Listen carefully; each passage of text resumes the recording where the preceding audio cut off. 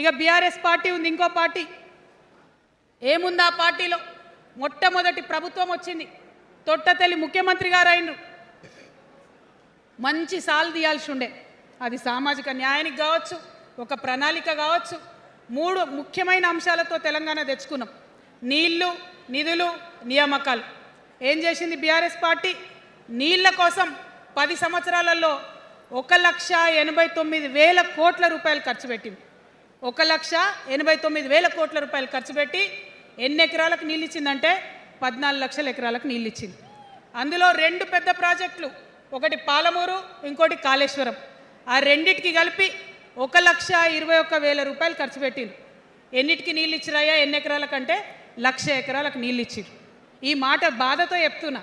నేను కూడా బీఆర్ఎస్ అప్పుడున్న టీఆర్ఎస్కి నేను కూడా నా రక్తాన్ని, నా చెమటని, నా సమయాన్ని కుటుంబంతో, పిల్లలతో గడపాల్సిన టైంలో టీఆర్ఎస్ పార్టీ బలోపేతానికి పనిచేసిన వ్యక్తినే నేను కూడా.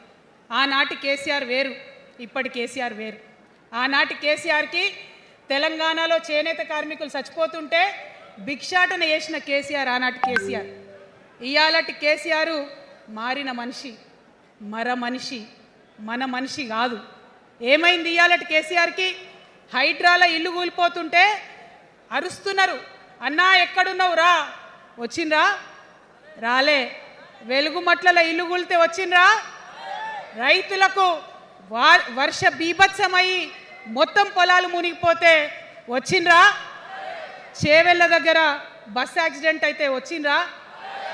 ఎక్కడ చిన్న కష్టం వచ్చినా ప్రజలకు ఆ సారు రారు, ఆ సారు రారు. ఎందుకంటే ఆయన మారిన మనిషి, మనిషి, గుంటనెక్కల తోడేళ్ల చేతిలో ఖైదీ అయినటువంటి మనిషి, మన మనిషి కాదు. బాధతో, దుఃఖంతో, ఆవేదనతో చెప్తున్న మాట, సంతోషంతో చెప్తలేని ఈ మాట నేను.